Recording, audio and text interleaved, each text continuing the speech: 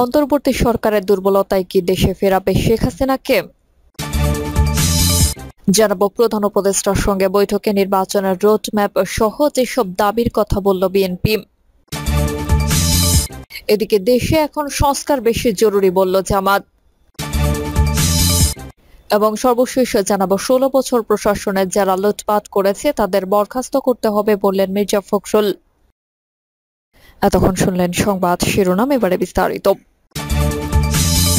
অন্তর্বর্তী সরকারের দুর্বলতায় কি দেশে ফেরাবে শেখ হাসিনাকে? ছাত্র জনতার গণ অভ্যুত্থানের মুখে গত 5 আগস্ট দেশ ছাড়তে বাধ্য হয়েছেন আওয়ামী লীগ সভানেত্রী সাবেক প্রধানমন্ত্রী শেখ হাসিনা। বর্তমানে ভারতে রয়েছেন তিনি। শেখ হাসিনা দেশ ত্যাগের পর থেকে আওয়ামী লীগ নিষ্ক্রিয়। ইতিমধ্যে নোবেল জয়ী অর্থনীতিবিদ ডক্টর মোহাম্মদ ইউনূসকে প্রধান উপদেষ্টা করে একটি অন্তর্বর্তী সরকার গঠিত হয়েছে। সেই সরকার এবং সরকারের সমর্থকরা তাকে দেশে ফিরিয়ে বিচারের মুখোমুখি করতে চাইছেন। তবে ভারতের সঙ্গে আওয়ামী লীগ এবং শেখ হাসিনার যে ঘনিষ্ঠ সম্পর্ক, তাতে এই মুহূর্তে তাকে দেশে ফেরত আনা যে প্রায় অসম্ভব তা বর্তমান অন্তর্বর্তী সরকার ও সরকারের সমর্থকরাও জানেন।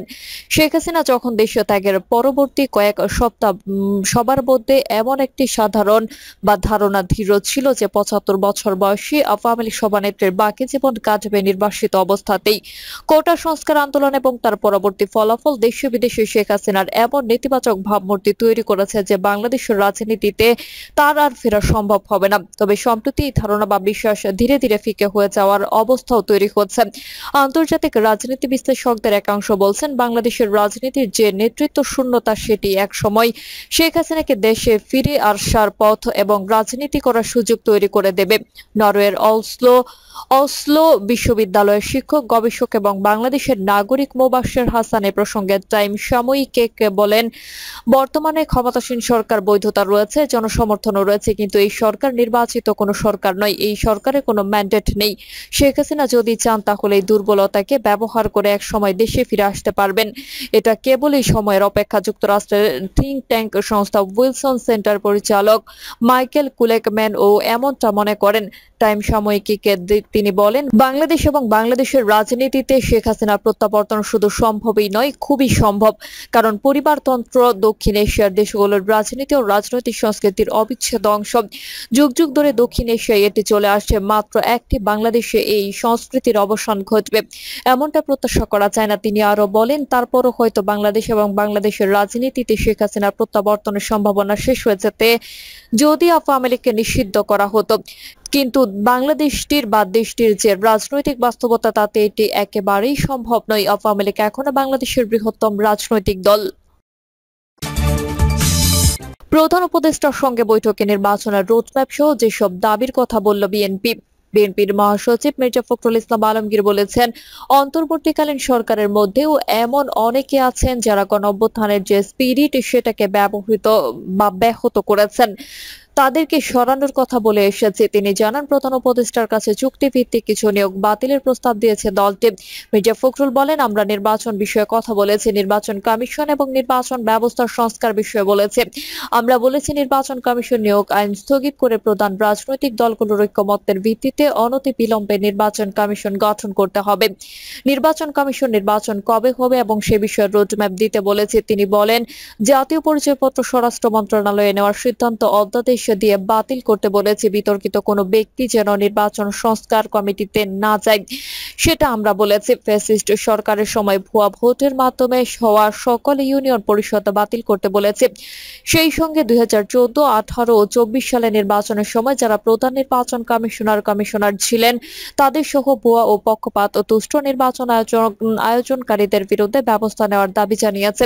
তিনি আরো বলেন, নির্বাচন ব্যবস্থাকে ধ্বংস করার মূল হতেও তত্ত্বাবধায়ক সরকার বাতিল করার মূল নায়ক বিচারপতি খায়রুল হকের বিরুদ্ধে আইনগত ব্যবস্থা নেওয়ার কথা বলেছে রাষ্ট্রদ্রোহিতার অপরাধে। তিনি বলেন, প্রশাসনে যারা ফ্যাসিস্ট সরকারের আমলে তাদের দোসর হয়ে লুটপাট, অনাচার, অত্যাচার, গুম খুন, গণহত্যায় সহায়তা করেছেন তাদের বেশিরভাগই এখনো বহাল তবিয়তে শস্য জায়গায় আছে। অবিলম্বে তাদের সরিয়ে নিরপেক্ষ ব্যক্তিদের আনার কথা আমরা বলেছি। জেলা প্রশাসক নিয়োগের প্রক্রিয়া জানতে চেয়েছেন উল্লেখ করে বিএনপির মহাসচিব বলেন, যাদের বিরুদ্ধে অভিযোগ উঠেছে তাদের নিয়োগ আমরা বাতিল করতে বলেছি, সেই সঙ্গে যোগ্য ব্যক্তিদের তালিকা করতে বলেছি। তিনি বলেন, গত 15 বছর ধরে যেই সব সরকারি কর্মকর্তা পদোন্নতি বঞ্চিত রয়েছেন তাদের ভূতাপেক্ষ পদোন্নতি নিশ্চিত করার কথা বলে এসেছে। বিচার বিভাগের বিষয় সুপারিশের বিষয়ে মির্জা ফখরুল বলেন, হাইকোর্ট বিভাগে এখন পর্যন্ত কোনো পরিবর্তন হয়নি, অথচ হাইকোর্ট বিভাগের বেশিরভাগ নিয়োগই ছিল দলীয় ভিত্তিতে। সেখানে প্রায় 30 জন বিচারক বহাল তবিয়তে কাজ করছেন, তাদের ব্যাপারে প্রয়োজনীয় আইনগত ব্যবস্থা নেওয়ার কথা আমরা বলেছি। তিনি বলেন, আমরা লক্ষ্য করছি যাদের দুর্নীতি হত্যার মতো সুনির্দিষ্ট অভিযোগের পরিপ্রেক্ষিতে গ্রেফতার করা হয়েছে তাদেরকে জামিন দেওয়া হয়েছে, এটা অত্যন্ত উদ্বেগজনক, এটা আমরা দেখার জন্য বলেছি। তিনি আরো বলেন, 2007 থেকে 2024 সালের 5 আগস্ট পর্যন্ত আওয়ামী শাসন আমলে দায়ের করা সব মিথ্যা, গায়েবী, ভুয়া, সাজানো উদ্দেশ্য প্রণোদিত মামলা প্রত্যাহারের জন্য নীতিগত সিদ্ধান্ত ঘোষণা এবং প্রয়োজনীয় ব্যবস্থা নিতে বলেছে। কিছু আমলা পুলিশ কর্মকর্তা সাবেক মন্ত্রী দেশ ছেড়ে পালিয়ে যাচ্ছেন, কিভাবে পালাচ্ছেন, কার সহযোগিতায় পালাচ্ছেন, সেই বিষয়গুলো আমরা দেখার জন্য বলেছি। আরেকটি বিষয় আমরা জোর দিয়ে বলেছি, শেখ হাসিনা ভারতে আছেন, তাকে কেন্দ্র করে তার মাধ্যমে যেসব অপপ্রচার চলছে সেটা হচ্ছে কারণ তিনি ভারতে আছেন। এ বিষয়ে ভারত সরকারের সঙ্গে আলোচনা করার জন্য এবং তাকে ওই অবস্থান থেকে সরিয়ে দেওয়ার জন্য আমরা সরকারকে অনুরোধ করছি, যোগ করেন তিনি। পার্বত্য চট্টগ্রামের বিষয়ে তিনি বলেন, পার্বত্য চট্টগ্রামের ব্যাপারটা গভীরভাবে ভেবে দেখা, সেখানে কারা এই ঘটনাগুলোর সঙ্গে জড়িত তাদের বিরুদ্ধে ব্যবস্থা নেওয়ার জন্য আমরা বলেছি। গুম খুনের সঙ্গে যারা জড়িত ছিল তাদের মধ্যে একমাত্র জিয়াউল হাসান ছাড়া আর কাউকে ধরা হয়নি বলে মন্তব্য করেন মির্জা ফখরুল। অবিলম্বে গুম খুনের সঙ্গে জড়িতদের চিহ্নিত করে গ্রেফতার ও ব্যবস্থা নেওয়ার দাবি জানিয়েছেন বলে উল্লেখ করে মির্জা ফখরুল বলেন, জাতিসংঘের প্রতিনিধি দলকে বিভিন্ন বিভাগের কর্মকর্তারা সহযোগিতা করছেন না বলে দাবি মির্জা ফখরুলের। তিনি বলেন, আপনারা দেখেছেন পূজাকে কেন্দ্র করে সনাতনী ধর্মের কিছু মানুষ, সবাই না, অত্যন্ত পরিকল্পিতভাবে জনগণকে উস্কে দিচ্ছে। বাংলাদেশের বিরুদ্ধে তারা অপপ্রচার চালাচ্ছে যে হিন্দু সম্প্রদায়ের উপর অত্যাচার হচ্ছে, নির্যাতন হচ্ছে, যেটা সর্বব্য মিথ্যা। বাংলাদেশের সংখ্যালঘুদের উপর নির্যাতন করা হচ্ছে, এটা বলা বাংলাদেশের বিরুদ্ধে একটা ষড়যন্ত্র। এই বিষয়গুলো অত্যন্ত গুরুত্বের সঙ্গে বিবেচনা করতে বলেছে অন্তর্বর্তী সরকারকে। দেশে এখন সংস্কার বেশি জরুরি বলল জামাত। দেশে এখন সংস্কার বেশি জরুরি বলে মনে করেন বাংলাদেশ জামাত ইসলামের আমির ডাক্তার শফিকুর রহমান। জামাত আমির আরো বলেন, এই সরকার একটি অন্তর্বর্তীকালীন সরকার, তারা দেশ শাসনের জন্য আসেননি, দেশ শাসনে সুষ্ঠু পথ বিনির্মাণের জন্য এসেছেন। তিনি বলেন, আমরা আশা করব বর্তমান অন্তর্বর্তীকালীন সরকার কোনো পক্ষ বিপক্ষের মানসিকতা না নিয়ে দেশকে একটি ভালো জায়গায় নিয়ে একটি সুষ্ঠু নির্বাচন তারা দিতে সক্ষম হবেন। এর আগে আড়াইটি অন্তর্বর্তীকালীন সরকারের সঙ্গে সংলাপ করেছে বিএনপি। দলটি জানায়, নির্বাচনের একটি রোডম্যাপ ঘোষণা করার জন্য সরকারকে আহ্বান জানিয়েছে তারা।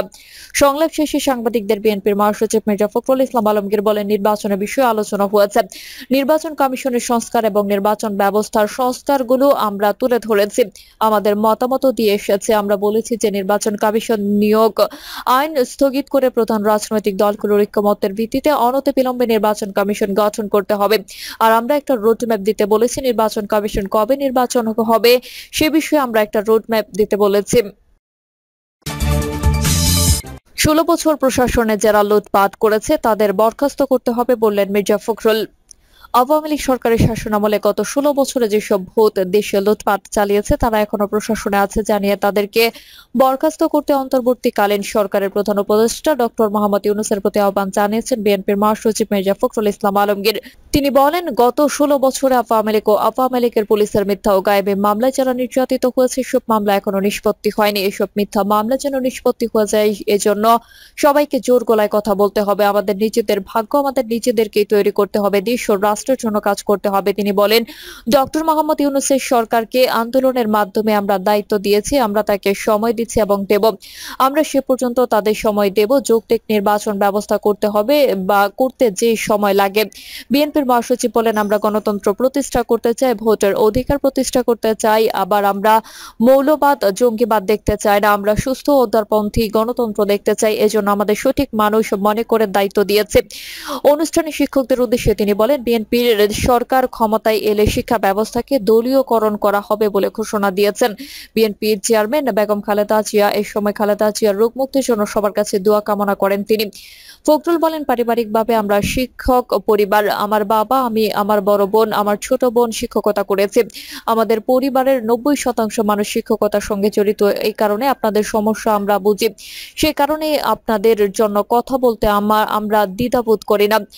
আমাদের দুর্ভাগ্য 53 বছর পার হওয়ার পরও সবচেয়ে দুর্বল জায়গা শিক্ষা ব্যবস্থা। এমন মন্তব্য করে মির্জা ফখরুল বলেন, আমাদের শিক্ষা ব্যবস্থা ভেঙে পড়েছে, অত্যন্ত পরিকল্পিতভাবে ধ্বংস করা হয়েছে। কোনো জাতিকে উপরে উঠতে গেলে শিক্ষার কোনো বিকল্প নেই, সেই শিক্ষা আসে পড়াশোনা থেকে। বিএনপির মহাসচিব বলেন, আমরা পাকিস্তান হানাদার বাহিনীর বিরুদ্ধে যুদ্ধ করেছিলাম, তারা অত্যাচার করেছিল, গুলি করে লাখ লাখ মানুষ মারা গিয়েছিল।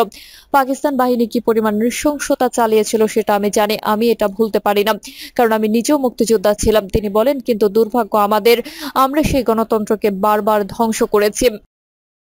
প্রিয় দর্শক, এই ছিল এখনকার সর্বশেষ সংবাদ। আপনি সব সংবাদ পেতে চ্যানেলটি সাবস্ক্রাইব করে বেল আইকনটি ক্লিক করে রাখুন।